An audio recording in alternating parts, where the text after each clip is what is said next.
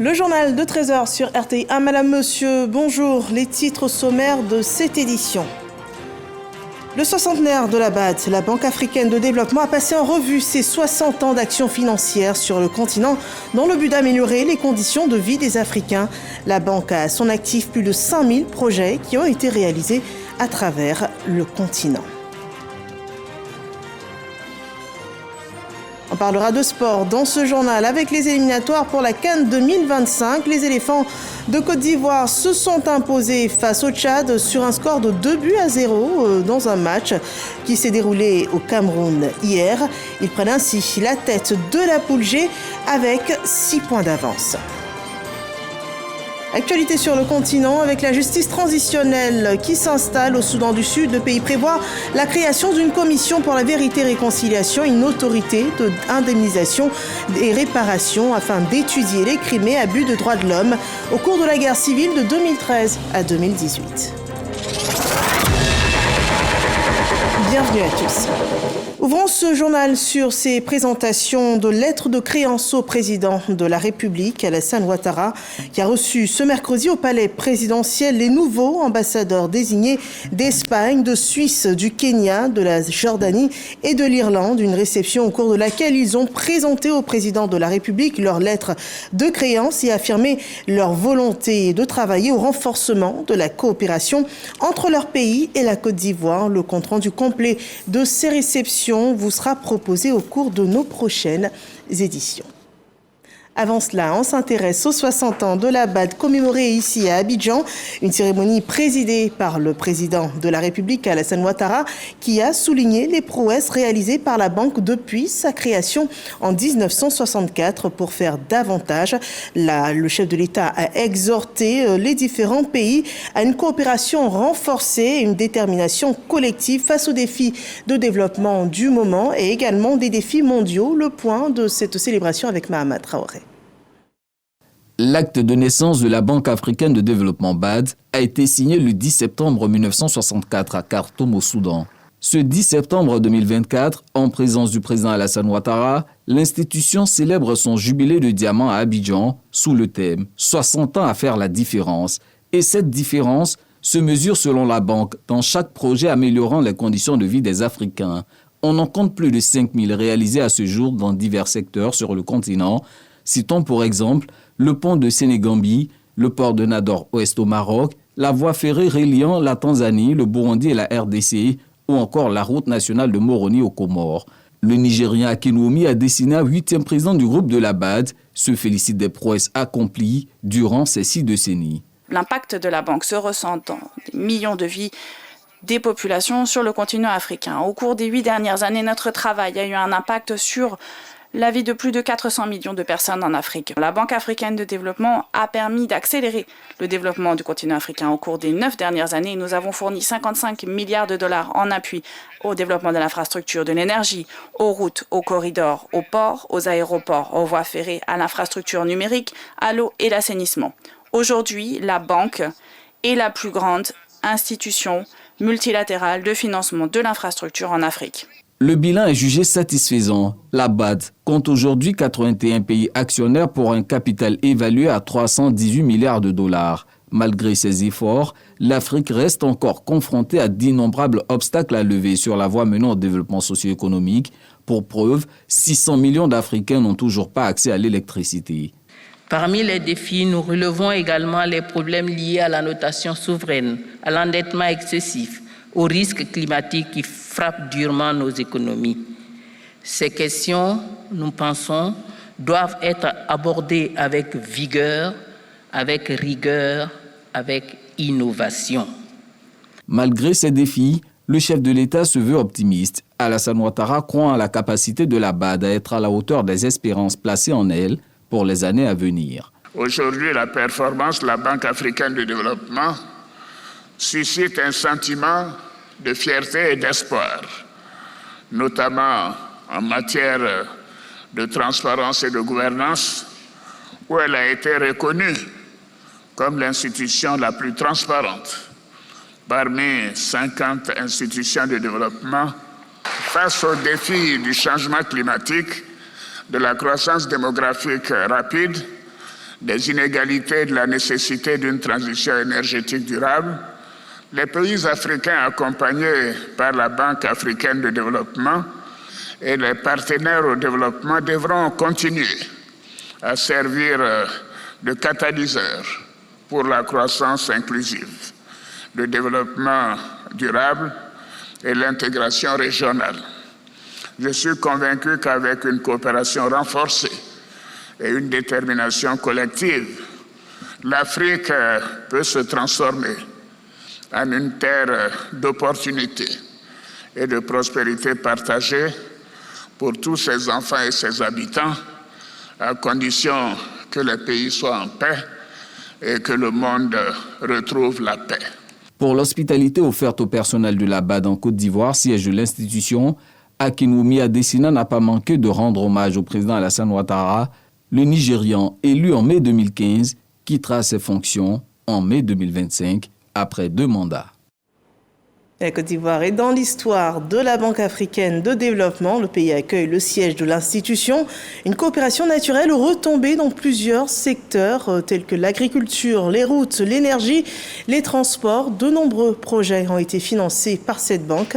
Et depuis 2016, le volume des investissements de la BAD est chiffré à 3 milliards de dollars dans notre pays. Un bénéfice économique dont nous parle Mahama Traoré. La Banque africaine de développement BAD rend bien à la Côte d'Ivoire la confiance et l'hospitalité qu'elle lui accorde depuis 60 ans. Pour preuve, l'institution appuie le gouvernement ivoirien dans la réalisation de plusieurs projets structurants. La BAD a financé dans le domaine de l'agriculture les agropoles, avec l'agropole de Korogo, avec l'agropole de l'Est qui va commencer, pour lesquels les études ont été faites. Donc la BAD est un acteur majeur qui contribue à la transformation structurelle de l'économie ivoirienne. Vous voyez aujourd'hui le 4e pont d'Abidjan qui permet donc de relier les communes de Yopougon, Atekoubé et Adjamé. On a aussi la Y4, l'autoroute de contournement d'Abidjan, la route de la prison civile pour arriver au stade de Bempé jusqu'au péage de Thomaset, l'élargissement 2 fois 3 voies, c'était un financement de la BAD. Vous avez vu le prolongement de Latrie, du boulevard Latrie, c'est un financement de la BAD.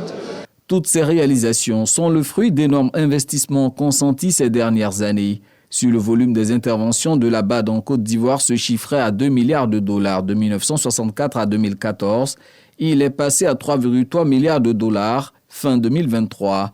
Le président du groupe de la BAD se réjouit de l'impact socio-économique généré. Grâce à notre soutien, 2,8 millions de personnes ont pu bénéficier de services d'eau et d'assainissement.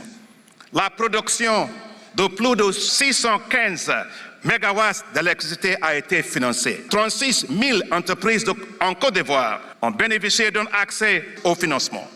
Dans le seul secteur de transport en Côte d'Ivoire, l'appui de la banque a été multiplié par 23 de 2010 à 2018, passant de 36 milliards de francs CFA en 2012 à 830 milliards de francs CFA en 2018. Fort du soutien du gouvernement ivoirien, la BAD envisage de se bâtir un nouveau siège à Abidjan. Ce partenariat nourri par la confiance a tout l'air d'une idylle sans fin. Akinwumi Adesina le dit en des termes bien choisis. Nous pouvons dire en toute confiance, nous sommes chez nous. Nous aimons la Côte d'Ivoire. Nous serons toujours en Côte d'Ivoire. Un partenariat gagnant qui nous fait dire que la Côte d'Ivoire sait se faire encadrer pour atteindre ses objectifs dans le cadre de l'autosuffisance alimentaire. En riz, les Ivoiriens sont à l'école de la Corée du Sud. Le pays est premier producteur mondial de riz. Notre pays peut compter sur l'appui de la fondation CEMOL, avec qui il a été signé un accord dans le cadre d'une mission du ministère de l'Agriculture et du Développement rural et des productions vivrières. Le développement de Hervé Blé. C'est une expérience de développement des zones rurales vieilles de plus de 60 ans à laquelle s'intéressent les membres de la délégation ivoirienne. Ils sont à Goumi, village de la Corée du Sud, pour comprendre l'essence, la force motrice de Semaoula Undong. La fondation Semaoula a été créée en 1960 en Corée par le président Park Chung-hee dans un pays alors classé parmi les plus pauvres du monde. La fondation réussit l'exploit d'éliminer la pauvreté dans les villages, améliorant du coup les conditions de vie des habitants.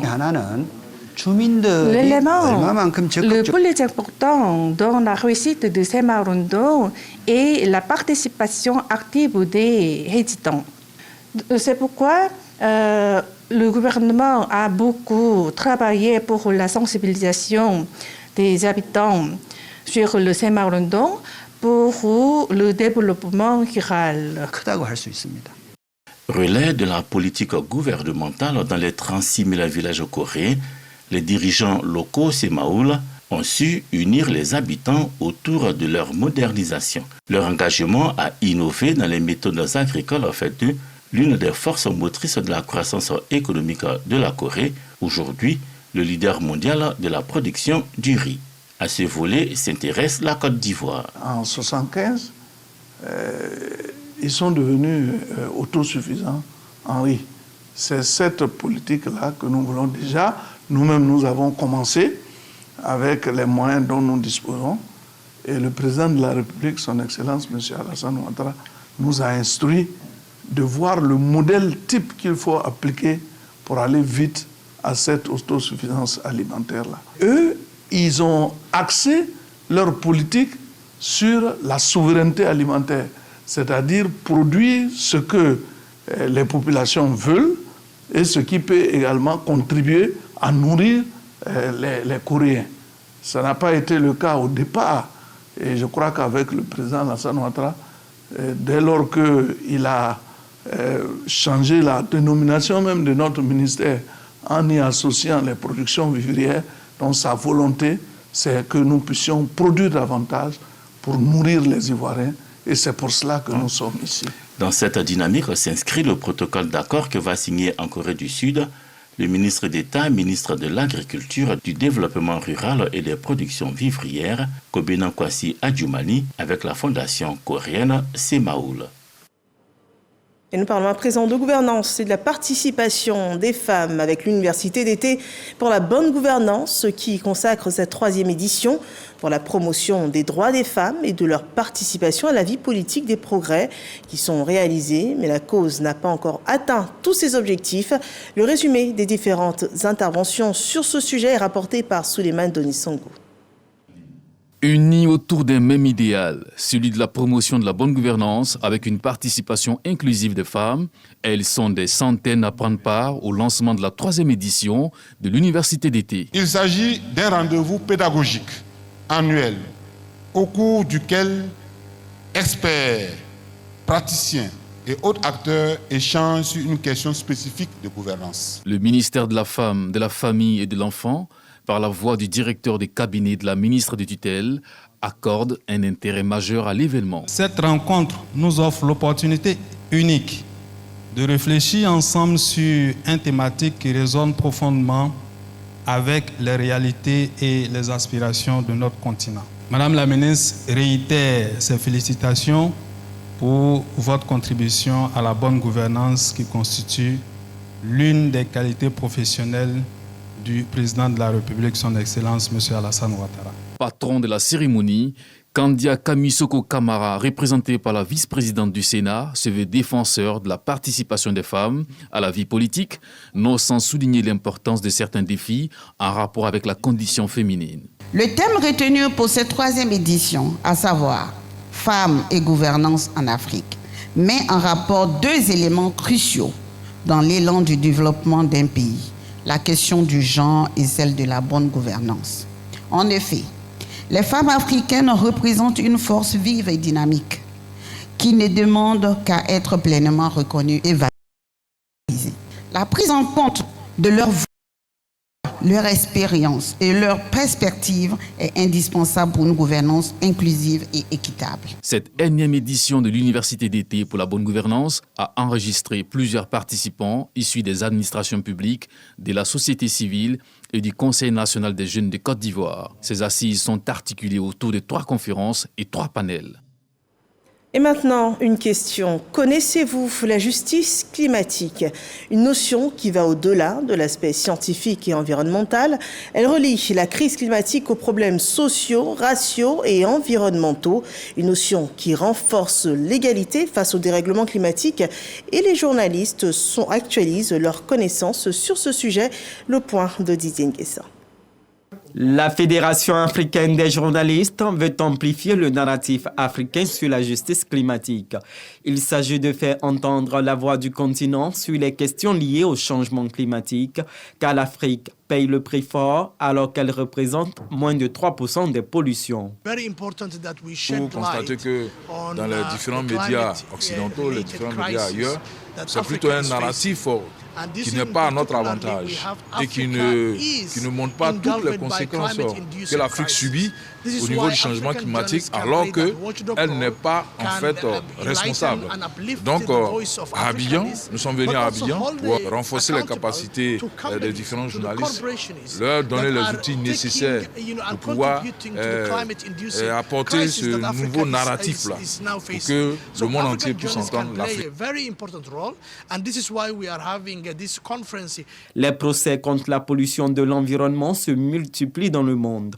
En Côte d'Ivoire, le nouveau code de l'environnement prévoit des sanctions pouvant aller jusqu'à 100 milliards de francs CFA d'amende. L'armada législatif a été renfloué, a été renforcé à travers le nouveau code de l'environnement. Et ce code-là est assez large sur les questions environnementales, notamment sur la lutte contre la pollution. Mais avant ce code-là, sachons que la Côte d'Ivoire a fait le pari d'être l'un des premiers pays à criminaliser tout ce qui est pollution au nom de notre passé.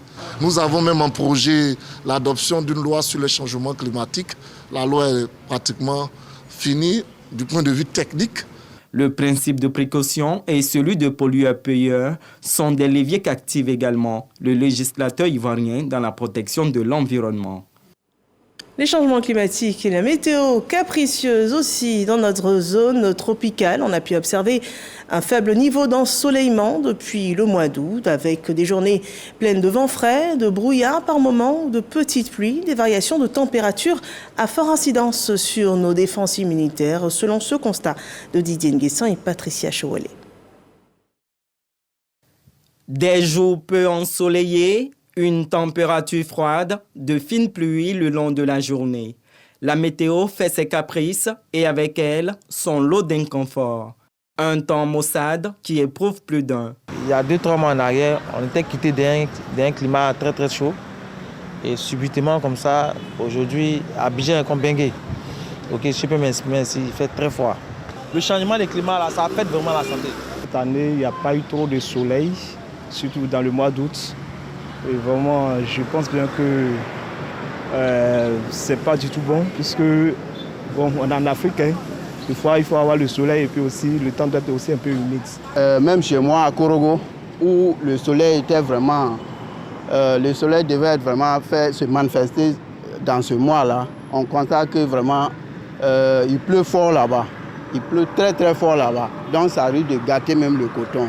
Il faut dire que la plupart de mes parents tombent malades parce qu'ils ne sont pas habitués à vivre vraiment ce changement-là. Moi, personnellement, ça me va parce que voilà, quand il fait trop chaud comme ça, là, nous-mêmes, là, étant en train de conduire, c'est beaucoup difficile. C'est beaucoup difficile. Mais présentement, avec le climat, c'est relax, on sort, il y a moins de fatigue et puis on arrive à faire la journée. Chacun y va de sa méthode pour rester en pleine forme. Aujourd'hui, avec les suppléments alimentaires, avec certains produits naturels, bio, que j'utilise moi-même, ça m'aide à me procurer une certaine santé. Je pratique beaucoup le sport, donc quand je vois que le temps est un peu bizarre, bon, j'essaie de courir un peu, de marcher un peu. La conscience collective attribue au soleil la gaieté.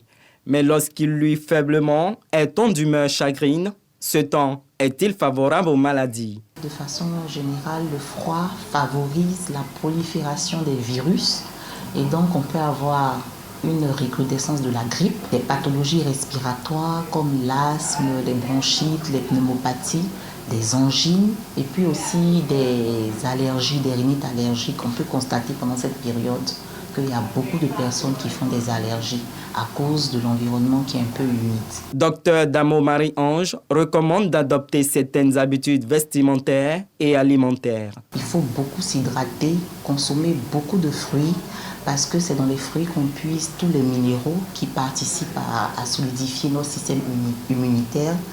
Il va falloir également s'habiller chaudement, protéger surtout la poitrine, porter, si cela est nécessaire, des cache-nez lorsqu'on se retrouve dans des environnements où on a beaucoup de vent, beaucoup de courant d'air, pour ne pas inhaler beaucoup de poussière, et puis aussi se mettre à l'abri. Boire beaucoup de boissons chaudes aussi. En définitive, ce temps morose et les risques de maladies qu'il entraîne peuvent fragiliser la santé. Alors, gardez-vous bien au chaud, sinon sortez couverts. Et voilà, donc merci du conseil. Et les questions du changement climatique seront abordées au cours de la prochaine COP, la COP 29 sur le climat, qui aura lieu en Azerbaïdjan, à Bakou, du 11 au 22 novembre prochain. Et avant cet événement, la Côte d'Ivoire reconstruit son couvert forestier avec plusieurs initiatives telles que le projet Un village, 5 hectares de forêt dans le département de Niakara. Ce sont les élèves et étudiants qui portent cette ambition verte dans 6 sous-préfectures. On le voit dans ce développement de Soro Corona. La reconstitution du couvert forestier reste un défi majeur pour le gouvernement. Pour relever ces défis, plusieurs initiatives sont prises, parmi lesquelles le projet Un village, 5 hectares de forêt. À Folonfoka, village du département de Niakara, ce projet est en réalisation. L'association des élèves et étudiants des sous-préfectures de Niakara, ACN, porteuse de ce projet, veut inculquer les valeurs éco-citoyennes à ses membres et aux populations de la localité. Nous savons le défi actuel que le gouvernement mène et c'est d'ailleurs le défi de tout le monde entier. Et donc l'objectif c'est de faire en sorte que le couvert végétal revienne et que nous améliorons nos conditions climatiques. Baptisée forêt Koulibaly Khalifa, nom du fondateur de l'ACM, cette forêt se veut la prise de conscience du peuple tagbana face aux effets du changement climatique. Cette forêt-là a l'allure de symbole. Parce qu'une forêt, ce n'est pas 40 ans, c'est une centaine d'années et ça me donne beaucoup de joie et d'espoir pour notre pays. Je rentrerai en contact avec les responsables des eaux et forêts de Niakara pour voir ensemble ce que nous pouvons faire pour que cette forêt-là survive. Les autorités locales, les responsables d'organisations de jeunesse et de mutuelles s'engagent aux côtés de l'ACM pour la réussite du projet. La nature est en souffrance, il faut la reconstituer, il faut la rebâtir. Et je pense que quand je fais les observations, depuis que la scène est là, je crois que c'est l'une des premières actions qui a été posée, une action pérenne. C'est une action que je salue et je salue également le thème et l'initiative de participer donc à l'avenir de notre planète, également de lutter contre le changement climatique. Cette action éco-citoyenne est couplée aux activités de la 29e édition de la semaine socio-culturelle de l'ACM, l'association des élèves et étudiants des sous-préfectures de Niakara à 40 ans d'existence. Une action citoyenne porteuse de grandes valeurs. Parlons à présent d'assainissement, l'assainissement du secteur de la santé dans notre pays. Des cliniques illégales sont fermées dans les régions du Poro et du Tchologo. 80 cliniques ont été fermées sur 150 établissements sanitaires privés inspectés. Didier Nguessin. 108 centres de santé inspectés, 57 fermetures immédiates dans la région du Poro et 23 dans le Tchologo. Bilan de l'opération Zéro clinique illégale d'ici 2025 en Côte d'Ivoire. Une action du ministère de la Santé, de l'Hygiène publique et de la couverture maladie universelle à travers la direction des établissements privés et de professions sanitaires. C'est l'exercice illégal de la médecine qui fait l'objet de répression. Il y a beaucoup de structures qui travaillent sans avoir les autorisations, sans avoir les qualifications du personnel même qui exerce à l'intérieur. Il y a des faux médecins, il y a des faux praticiens, faux infirmiers, fausses aides-soignantes. Donc nous sommes venus en contrôle. Lancée en 2022 par le ministre de la Santé Pierre Demba, l'opération Zéro clinique illégale continue de se déployer à travers le pays. À ce jour, 22 des 33 régions sanitaires de Côte d'Ivoire sont déjà couvertes par ces missions, avec pour objectif final de protéger la santé des Ivoiriens et d'assurer un accès à des soins de qualité partout sur le territoire national. Un reportage commenté par Jean-Jacques Kouamé. Une action citoyenne porteuse de valeurs. Le camp IYF forme les jeunes au leadership. À ce camp, le 14e du genre sur le thème « Ivoirien, tu es le leader de tous les pays francophones ». Voyons ce qui est dit à ces jeunes qui ont participé à cette édition du IYF dans ce développement de Serge Pakomdidi et Godefroy Kambawa. Des jeunes venus de tout horizon renforcent leurs capacités en changement de mentalité à l'occasion de la 14e édition du Camp mondial IF Côte d'Ivoire. Placé autour du thème « Ivoirien, tu es le leader de tous les pays francophones ». Cette rencontre, marquée par un partage d'expériences, a pour objectif d'encourager les jeunes à être leaders dans leur domaine d'activité. Nous avons des académies de formation. Ceux qui veulent apprendre une nouvelle langue, ils ont la possibilité de l'apprendre. Nous avons des formations en entrepreneuriat, en leadership, en éducation, au changement de mentalité. Il est important que la jeunesse ivoirienne soit accompagnée sainement. Et l'IYF, cette association-là, cette organisation-là, de par ses actions, de par ses actes, donne une autre orientation, donne une autre image à la jeunesse ivoirienne, c'est-à-dire une image organisée de jeunesse travailleuse. Ouvert à tous les jeunes, étudiants, élèves ou déscolarisés, cette plateforme de formation et d'échange avec la jeunesse est organisée en Côte d'Ivoire depuis 2010. Éliminatoire Cannes 2025. Hier au Cameroun, les éléphants de Côte d'Ivoire se sont imposés face au Tchad sur le score de 2-0. Ils prennent ainsi la tête de la poule G avec 6 points. Patrick Dadier nous en dit plus. Supérieurs sur le plan technique, les éléphants ont littéralement dominé l'ensemble de la première période avec une position de balle de 79% et 12 tirs. Kazmi Nenga et ses coéquipiers vont céder sous la pression de l'axe offensif ivoirien. Double buteur contre la Zambie, Jean-Philippe Crasso ouvre le score dans les arrêts de jeu de la première période, permettant à la Côte d'Ivoire de mener 1-0. Omar Diakité va doubler la mise pour les éléphants à la 55e minute. La Côte d'Ivoire l'emporte 2-0 et conserve solidement sa place des leaders du groupe G avant la 3e journée où ils affronteront le 7 octobre la Sierra Leone au stade Laurent Poko de San Pedro. Et du sport à la musique, c'est la fête. Le Zouglou était célébré ce week-end à l'occasion des 10 ans de carrière de Yabongo Lova. L'artiste a obtenu, on rappelle, un disque d'or avec son album Plus qu'une lumière. Il a offert un concert à ses mélomanes au parc des expositions d'Abidjan, Le Point.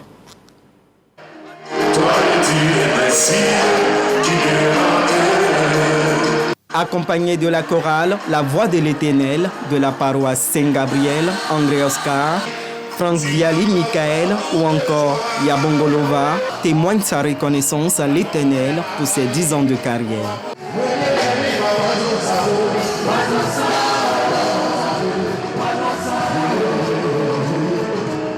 Une solidarité en Zouglou, toujours de mise, au regard de la forte présence de ces visages bien connus de la génération actuelle du Zouglou dans les loges pour encourager leurs confrères. Après 10 ans, c'est forcément une satisfaction. On rend gloire à Dieu. Merci à tous mes fans, merci à tous ceux qui ont cru en ce concert. Il y a beaucoup de bonnes choses qui arrivent. Sur scène, des dévanciers venus, eux aussi soutenir leurs cadets.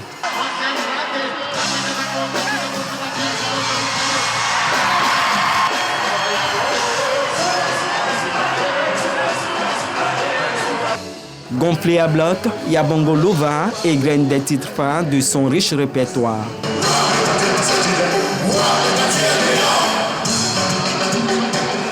Du rythme, une présence scénique.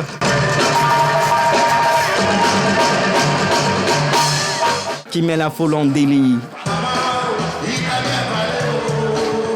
10 ans, ça se fait. Non, le spectacle, il n'y a rien à dire. Il a fait un beau spectacle. Oh, je l'adore, il a assuré, c'était phénoménal. C'est un spectacle parfait. Nous, les Zouglou-Fils, on y croyait et j'en suis très fier. Plusieurs personnalités sont également au rendez-vous de cette grand-messe du Zouglou, notamment les ministres Touré Mamadou, Belmondogo et Françoise Remac. C'est un spectacle de très très belle qualité. Yabongo nous nous a démontré que le zouglou et particulièrement ce qu'il fait traverse le temps. Salle pleine, belle communion avec le public, de l'émotion. Yabongoloba, ou Luce la lumière en espagnol, a réussi son pari. Et oui, en zouglou, ça réussit toujours.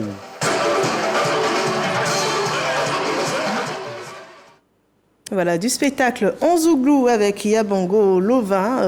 Lui, c'est 50 000 CD physiques vendus et au moins 25 000 téléchargements légaux enregistrés. L'actualité à présent hors de nos frontières avec la justice transitionnelle qui s'installe au Sud-Soudan. Le président de la République devrait bientôt plébisciter 2 projets de loi qui visent à mettre en place les organes de la justice transitionnelle.